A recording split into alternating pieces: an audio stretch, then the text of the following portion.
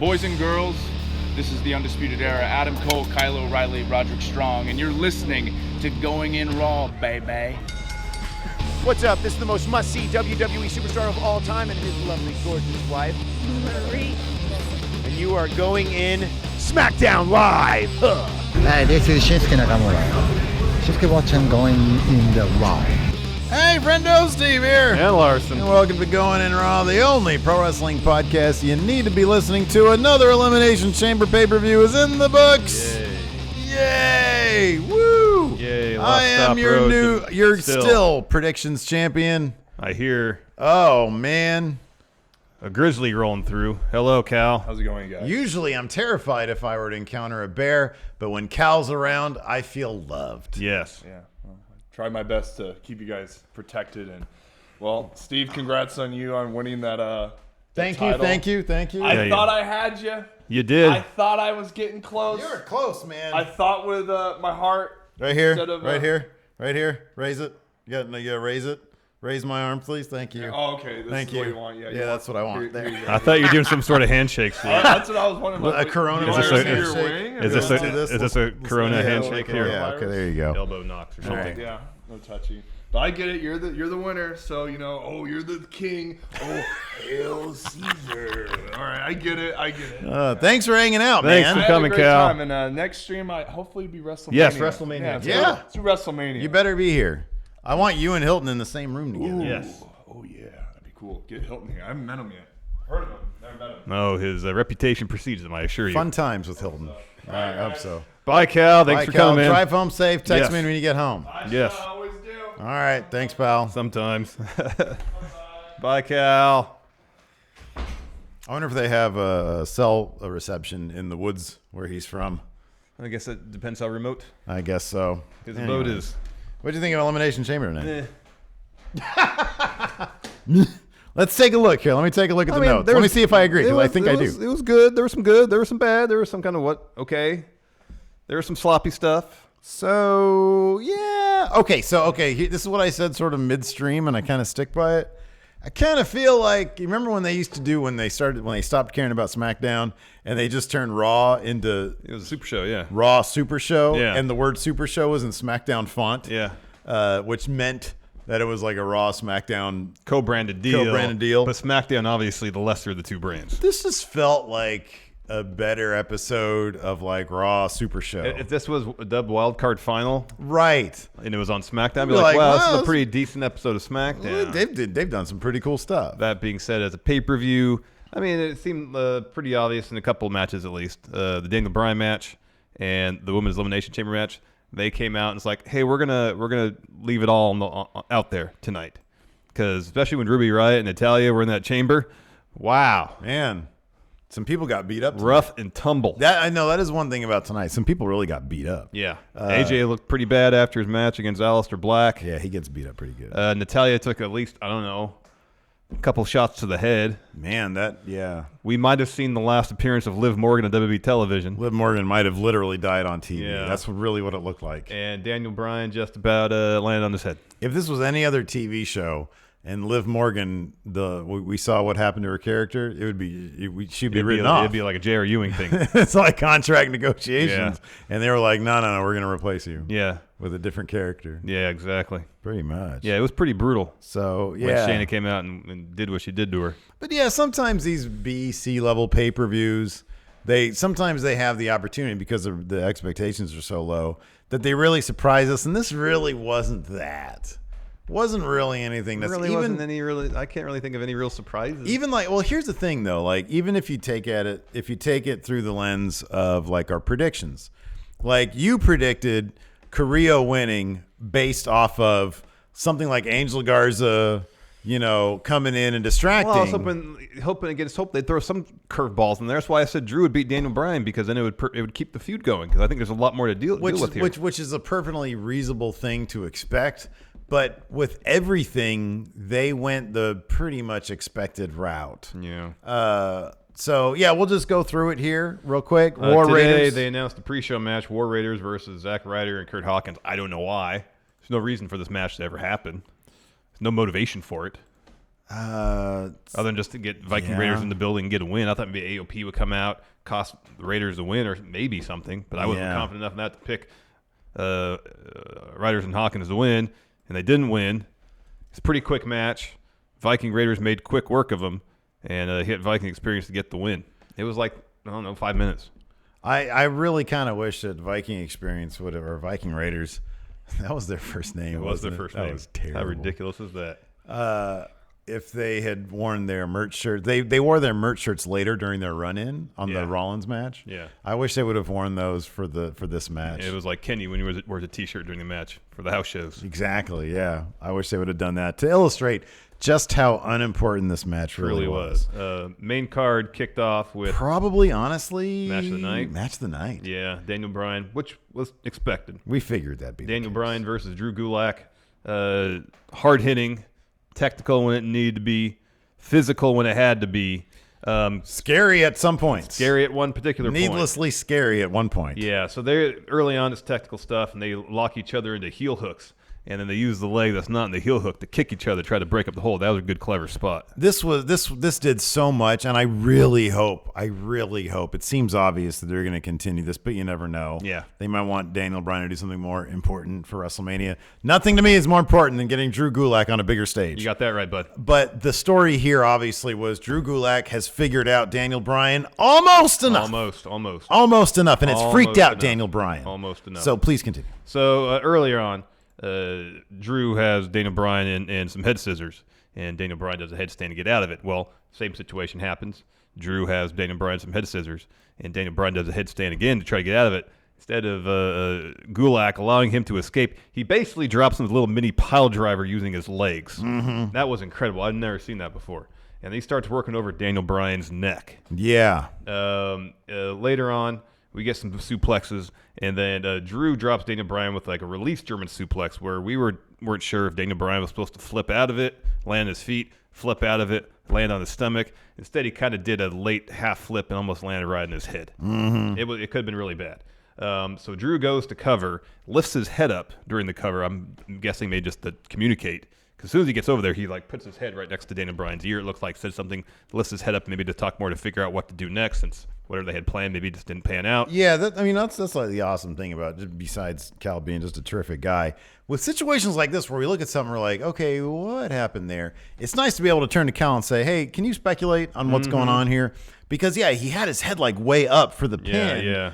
And Cal said, it's probably to communicate, say, hey, if that was a not a botch, but if it was a miscommunication, hey, sorry about that. Yeah. But just, like you said, what next? What next? If the spot they had planned, if he was supposed to flip out at whatever was supposed to happen next.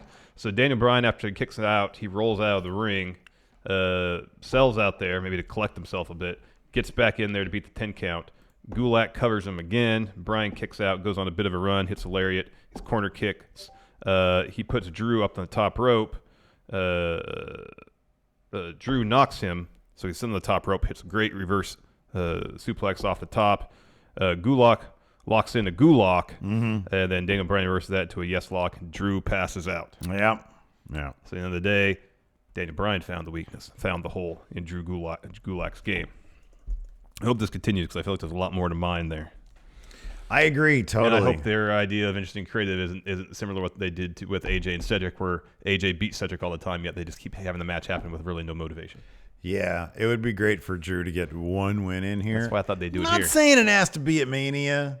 Maybe on SmackDown he gets one sneaky win in, and then he gets a huge head about himself. Yeah, and he gets humbled at Mania. Yeah, maybe something like that. Yeah. Next, we had a Bob Roode, Dolph Ziggler interview. Bob Roode's asked, well, if you win tonight, and he essentially says, if we win. It's not if we win. It's when we win. Yeah, he did. And then Dolph said something too. I didn't really pay attention though. Yeah. Next, U.S. title match: Andrade versus Humberto Carrillo. These guys always put on fun matches. Yeah, sure. But this was nothing. I didn't feel like there's anything outside the norm for them. Again, good. But if you put this on Raw, it would have fit in normally what they've been doing on Raw. I have a suspicion, man. I think that they're going to do that fatal four-way at Mania, and I think Angel Garza is going to walk away with it. If it's not Andrade retaining, it's going to be Garza. I kind of feel, I mentioned this during the stream as well, I just get the feeling if you look at where Garza's at, if you look at where Carrillo's at, Carrillo seems to be at a standstill. Mm-hmm. And I get the feeling that Garza's work is so good. Oh, yeah. And so much flashier. He is going to pass by Humberto and probably pick up that title where they originally were going to give it to Humberto. I mean, like, Carrillo's really good in the ring in terms of performance. But he's no better or worse than Garza, who has infinite more character. Garza's character work is off the charts. Yeah. He just oozes charisma, and that stuff Carrillo still has to work on. Yeah. This is probably the closest we're going to get to the situation you were just talking about with AJ versus Cedric, where Carrillo just never really picks up a win. I know. He's fought Garza and Andrade several times, and basically every time lost by roll-up. Yeah. He's like the new Baron Corbin. Yeah, basically. You get him rolled up, maybe a half a handful full of tights, and you're going to beat this guy. For sure, yeah. Let's see if this pans out, because I think Garza's beat him twice by roll-up. And now Andrade just beat him via roll-up. Mm-hmm. At one point, Vega peels back the padding ringside before the finish. Andrade sets up for a DDT. Instead, Carrillo reverses, backdrops him, and then hits a tope over the ref. But it wasn't enough. He got the win. And after a bunch of roll-ups from both of them, just a roll-up, a little bit of tights. That's all it took. Yeah, pretty much. Defeat Carrillo. Yeah, I'd like to, again, like I said, I think especially if they get a ladder. Yeah, man. If they get a ladder, that'd be great. Real quick, before we continue on with our Elimination Chamber review, I want to give a shout out to some new patrons that we have. Of course, over on the Patreon at patreon.com/Steven Larson. We have a bunch of reward tiers over there. At $5 a month, man, you get a ton of bonus content over there. And we're in the midst of sort of discussing how to add even more value to the Patreon. But I want to give some shout outs here to some friendos. Let's see here. Taylor Chadwick, Tony Talksick, and Ben Steinberger and Steven Hansen. Ben Steinberger, he's at the $50 Patreon tier. Thank you so much. He's going to get one of these terrific. It's over there. Yeah, you got a bunch of them. Oh, there's one right there, too. Friendo Club. Cool. Ooh, don't step on that. Friendo Club t-shirts here. It's a special variant only available for the $50 Patreon tier. It says "Too Good Me Brother." There's a little "Too Good Me Brother" down there added to this particular shirt with the only way you can get sort it. of teal blue and orange trim there. You heard it here first. Of course, that'll come along with the Friendo Care Page. Everything, all the other comic book, an 8x10 signed by us, and some stickers, and of course, access to all that bonus content. You got that right. You also get the bonus content if you're a YouTube channel member. So thanks everybody for the support. It really goes a long way. It really does. It truly does. Next, I went to the restroom and you told me an AJ Styles promo happened. Yeah, it did. He said the gist of his thing, it was just a standard sort of heel promo. He says, a lot of people say, is it fair for Alistair Black to be out there if you have the OC with you? And he said, is it fair? He's like, anybody who steps in the ring with the Phenomenal One, it's not fair for them. And that he might have been driving it. That's why the OC didn't interfere until much later into the match. Next, we have the SmackDown Tag Title Chamber match. New Day and the Usos in to start. This was a little clunkier than... Yeah, part of it, too. Whenever they deviate from the primary A-camera position that we're used to, I feel like it exposes things more. You were not huge on that camera they used. It was not good because it made the ring feel small. I'm so used to viewing wrestling from very particular angles, is that when you deviate from that as your main angle, I feel like you're kind of exposing the business. Mm-hmm. Sure, okay. So much of what they do is tailored for the camera. They had a really wonky camera kind of like this at Impact, I don't know, it was either Slammiversary or Bound for Glory. I don't know which one, when they did it in New York. And it's kind of off-putting. Yeah. Yeah, I feel you. But I feel like we're so used to the A-camera where, that we see stuff happen in a very particular way. When it doesn't happen that way, it feels off. Mm-hmm. And yeah, it's not really exposing the business per se, but I feel like for the most part, they photograph things a certain way because that's probably the best way they've learned how to photograph things. Yeah, sure. It's sort of like when SmackDown had that crane for a while. Oh, yeah. Couldn't stand it. Yeah, it was a little weird. Made things look small. Yeah, remember that one episode of 205 when they completely did everything weird? Yeah, I know. They had the different shutter angles and everything. It's kind of cool, though. Yeah, well, they don't do that anymore. Pretty neat. Take chances with 205. Why not? A little bit. Why not? So as I said, Usos, New Day in first. A bit of a stalemate between them as Lucha House Party enters. They go on a bit of a run. Some stuff on top of pods with Kofi. that ended in a Lindsay hitting a crossbody onto the Usos, and then Metalik hitting a tope onto the New Day. That was great. Miz and Morrison in next. They go on a tear. They clear a ring. Metalik, he goes up on top of a pod. Morrison follows, tries to, and then Metalik Ranas him off the top rope. That was pretty great. Yeah. Who is next? Heavy Machinery is in next. They go on a run. They do the thing where they run into their opponent between them on Big E. Sandwich. Usually it's like the person's head, but not for Big E. And then Otis hits the caterpillar on him, covers. That's broken up. We get a huge brawl in the ring. And then while this is all happening, Lindsay Dorado is climbing up to the top of the dome on the chamber.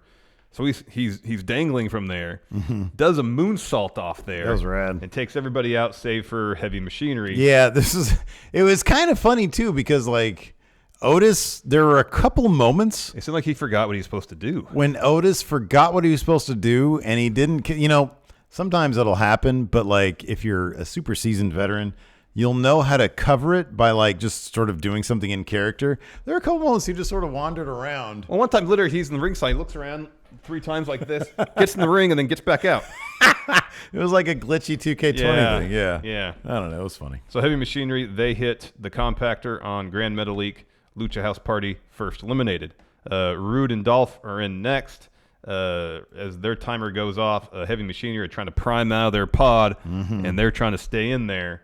Eventually, Miz and Morrison, they attack Heavy Machinery. So we got the two heel teams taking out Heavy Machinery. There's a lot of stuff between Otis and Dolph, of course. At one point, Dolph climbs atop a pod.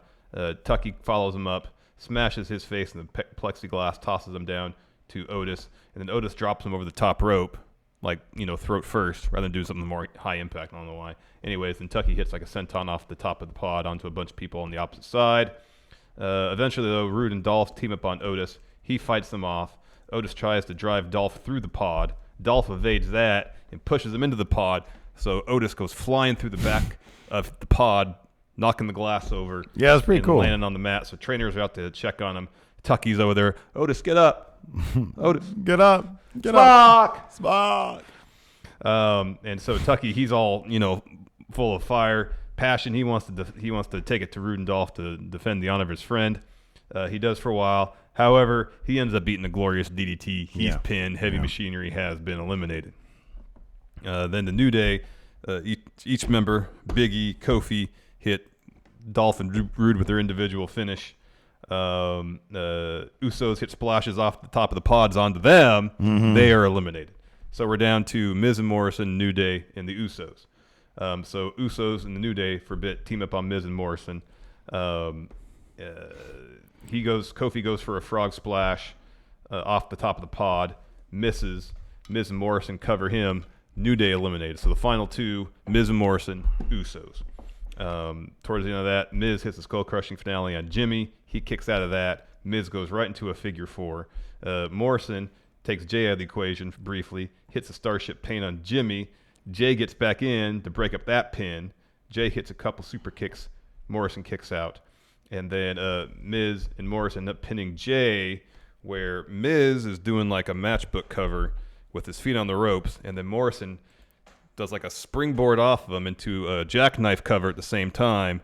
So the double pin essentially to pick up the win and retain those titles. Yeah, it was quite a crazy pin combination. I've never seen anything quite like that. Yeah, no, it was the finish was better than the match was. I mean, the finish was actually pretty clever. Like things got rolling once there were less people in there. Yeah, some situation when you got 12. Is this because this is the first time they've done tag elimination? Maybe. I think so. Okay, maybe. No, they did it. They did it last year for the women, determining the first tag champions. Right? Okay, all right. Yeah, I guess. So whatever. Not everything can be great. No. Anyway, there was some sloppy spots, but at the end it was fine. Yeah, it was fine. They put their bodies through it. Totally. Next, we had a brief Natalya interview. I believe she was asked about Beth Phoenix getting RKO'd by Randy Orton. Man, we were sitting there. So, like, the betting odds, apparently, today shifted a bit and gave some love, apparently, to Nia Jax, Ronda Rousey, and somebody else. I forget who. Was it Asuka? Yeah, maybe. Alex C mentioned it in I saw that. And I wonder if that was just because of the rumblings that we had talked about earlier in the week that Vince wasn't that impressed with Shayna's performance on Raw and already somewhat soured on her. Yeah. But they've already come this far. They're not going to change course. Yeah, you wouldn't think so, but then again, it's Vince. Yeah, I know. You know, that referee keeps on messing with his his earpiece. You know, you think that Vince is telling him something. All right. So we were all speculating, all right, who's going to get taken out by Nia and be replaced in that match? Mm-hmm. And so you got this interview with Natalya where she's talking about how family is the most important thing. Could have got blindsided by... Oh, and Sasha, I guess. All right. Was in there too. So Ronda, Nia, and Sasha. So. Blindsided by Nia. Yeah. And then Nia's like, well... You can go spend my time with your family. I'm in match now. Because I totally could have seen Vince pulling that kind of... I honestly thought we were going to come in today and during this review, we'd be like, oh, yeah, they're doing this again. Vince last mind changes his mind. Now what happens to Shayna? She's buried. You know, that kind of thing. Yeah. He didn't have her win the Rumble. She wins this. Yeah.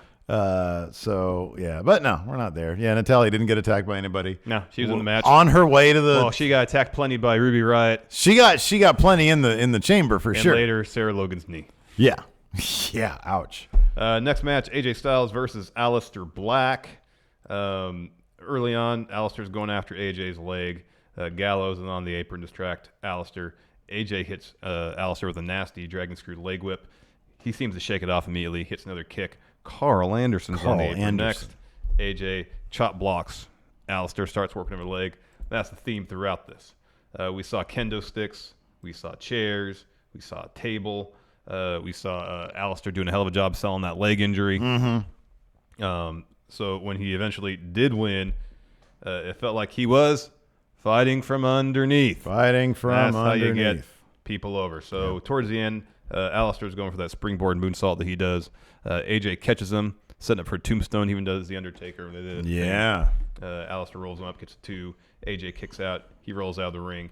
There's a table that was set up out there by Alistair earlier. So AJ is setting up to maybe suplex Alistair off the announce table onto that table.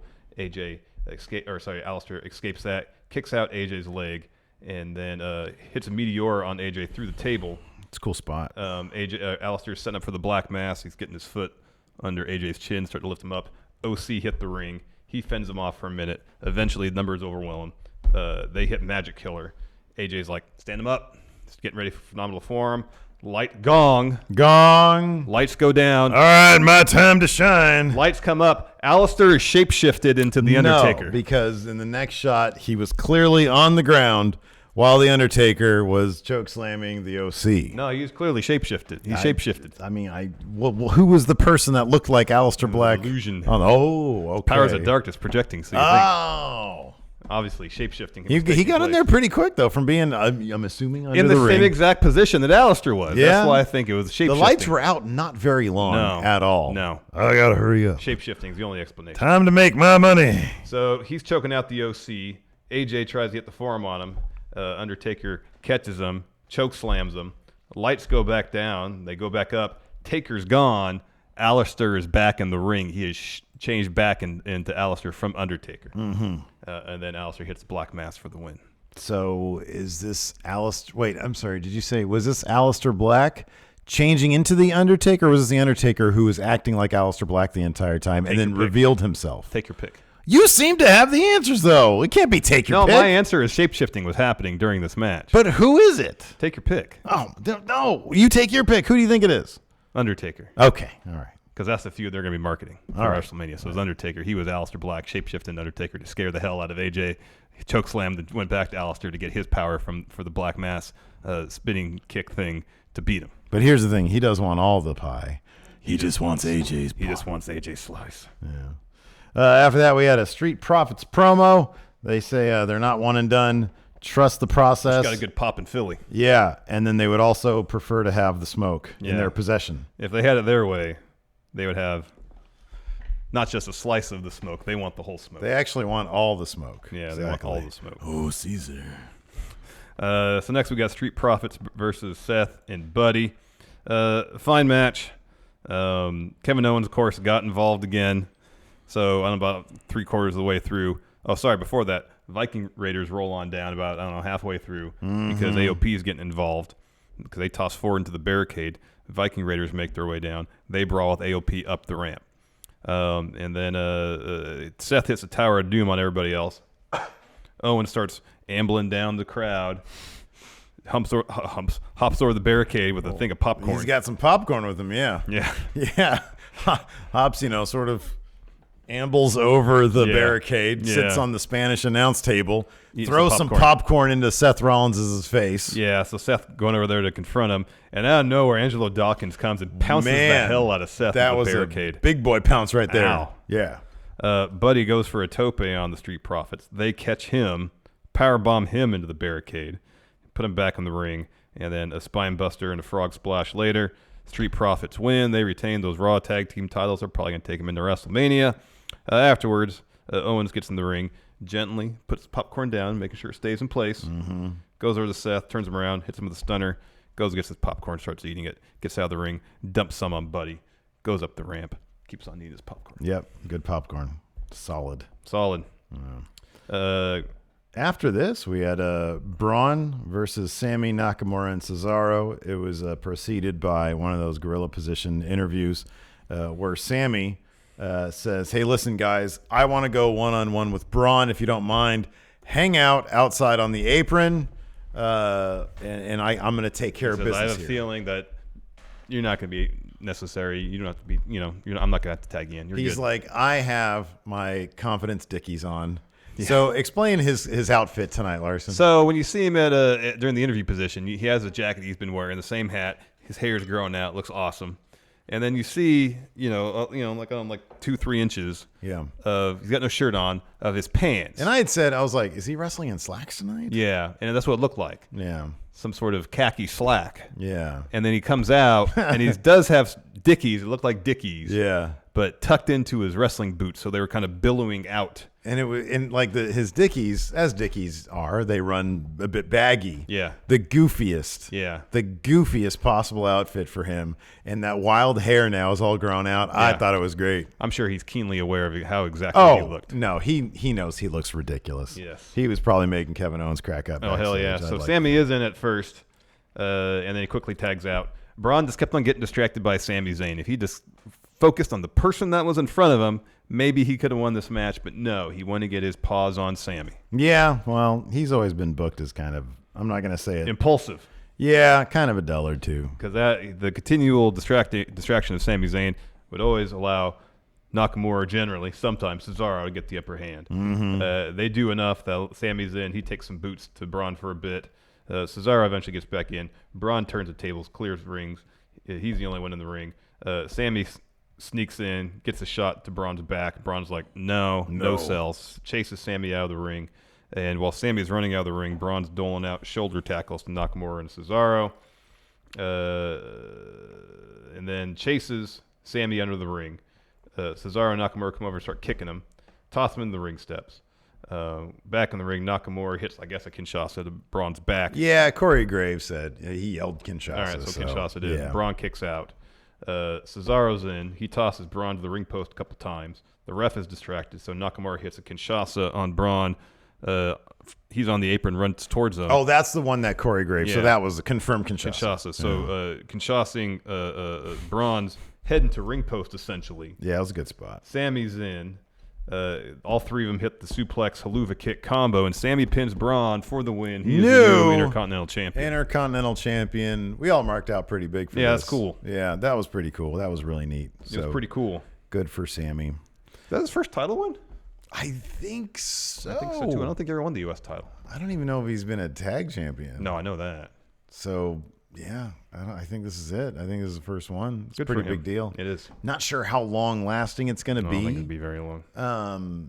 I mean, I don't know. If they go heavy with face wins, well, okay, no, they probably won't, because Shana's probably going to win the title at Mania. Assuming the crowd gives her like a decent response, like a heel response, and Vince is happy with it. Because I could see that being either way. I could see them maybe this could be the one that's supposed to get some more heel heat for Sami Zayn and his crew. I think it'd be smart to have him keep it at Mania. Yeah. But I don't know. It's Braun. Braun's supposed to be a fan-pleasing guy, so they're probably going to get back. Maybe Braun will do the celebrity thing. Who knows? Then finally, the main event, women's chamber match. Ruby, Riott, and Natalya in to start. Of course, they have some history. Oh, of course, yeah. Early on, Natalya is putting Ruby in the sharpshooter on the ringside area, and then Ruby kicks her off right into the pod, and then Ruby climbs up the cage and does that senton where she gets into a ball. Yeah. On Natalya. This is not the least of Natalya's punishment for the evening. Yeah. So Sarah Logan is in next, and basically the first thing she does is run full speed at Natalya, knees first, drives Natalya into a pod. It's all Liv Morgan's pod too. Yeah. And then she sets her sights, Sarah Logan does, for Ruby. Ruby climbs the cage, again atop of Liv's pod. Logan follows. They're brawling up there. Logan eventually forces Ruby off. Natalya grabs her, power bombs her ringside, and then Sarah Logan falls with a crossbody off the pod. But the problem was that Natalya was maybe 3 or 4 steps in front of Ruby Riott. Yeah. So when Sarah hit the crossbody, she hit Natty first, knees first. Yeah. And it looked ugly. Like they did bad. a replay that I think they did in like real time, and man, that looked rough. It was bad. Yeah. She shook it off though. She finished her bit in the match. So Shayna's in next. Basically, the first thing she does is toss Natalya into the ring post. Mm-hmm. She drops Sarah with like a butterfly underhook dominator thing. Mm-hmm. It's something new to her arsenal. So for, was it like 3 people, she kind of did the same thing. She did the butterfly thing. Dominator, knee, a clutch. She did it to Sarah Logan. Yeah. And then the same exact thing to Ruby Riott. Right. Then she tosses Natalya into a pod. That looked ugly. Takes the boots to her. Yeah. Stands her up and rams the door of the pod into her repeatedly. Like 6, 7, 8 times. Yeah. Natalya got beat up. Puts the clutch on her, natty taps. Wisely. So after that, Shayna's in the ring by herself. Now, keep in mind, the entire time, Asuka's putting on a show of her own in her pod.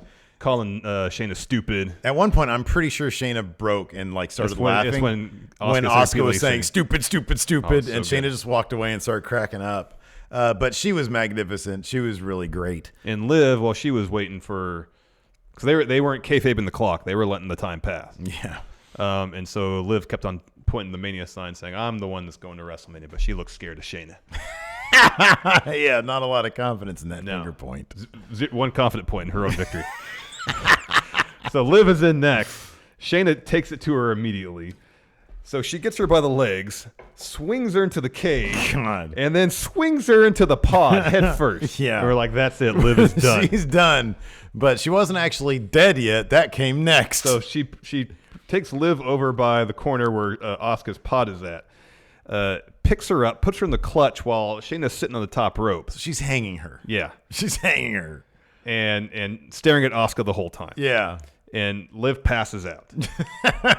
Like, it was actually kind of disturbing. Like, the only thing they could have done a little bit more is have her start twitching a little bit. Like, you know, when, what was the name? Drago killed Apollo Creed. Yeah. Like, maybe that would have been a bit more disturbing. But, like, she just went limp. You don't see her face. It's, like, covered by her hair and Shayna. And even Shayna had to kind of, like, put the move on a little differently so Liv just didn't fall over. Yeah, and so she just sort of... Yeah. Yeah. And then she's out. She's out. Probably dead. And so we had another, 2.5 minutes of Shayna... It was a little while. Gloating, talking some trash to Asuka. It might have been like 90 seconds, but that goes... It felt like... it takes a long time for the final 2, they should have just kayfabed the clock. Yeah, let 30 seconds go by and then go. So anyway, so Asuka and Shayna are the final 2. Asuka comes out on fire, hitting some hip attacks, some kicks. Mm-hmm. Tries to put on the Asuka lock. Shayna escapes, but then she eventually does lock it in. Shayna rolls out of the ring and uses the cage to kind of break the hold and then slam Asuka into it. And then she starts working over Asuka's bad arm on the ropes. She has like a bandage on her left wrist. Yeah.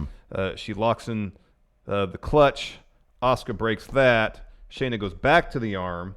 And again, Shayna hits the Dominator, the knee, and the clutch for the win. She actually made fairly quick work of Asuka. Yeah, pretty much. I mean, you could say, well, Asuka's got the bad arm. So that was an obvious, target for Shayna. Mm-hmm. She worked it when she had to get the win. Makes sense. And I guess if, after Mania, if they want Asuka but Shayna, could totally do that. Sure. There's plenty there to do. This match is all about making Shayna look incredible. Yeah, for sure. Dominant. Yeah. I'm glad they saw it through. Mm-hmm. I mean, look, you start a story, you just follow it through and let the chips fall where they may. Yep. if in the end, if after Mania, because I really expect and hope that Shayna picks up that title off Becky. I think the Rocky 3 story is the way to go. And if after that it ends up being not a great, reaction, reception, whatever, okay, that's fine. Figure out a way out of it. But you got to at least see it through to Mania. Exactly. You got to do that. Let's see if there's any questions here. Sure, we got a couple new subs here from Con is King and Legit Hoss. Thank you very much. Oh, very cool. Thank you very much for that. And let's see here. Here's a question from Godsaw. Which current WrestleMania match are you most looking forward to now, given the results of Elimination Chamber?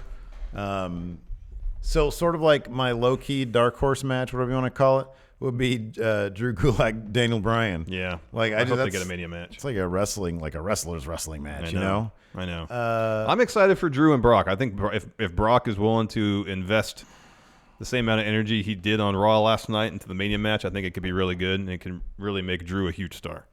I think so too. That's the one that I don't want to be committed towards, like looking forward to it, because I am afraid it's going to go the way that I know many Brock matches have. So I'm sort of like keeping my emotions away from that match. Yeah. I'm interested in Becky versus Shayna.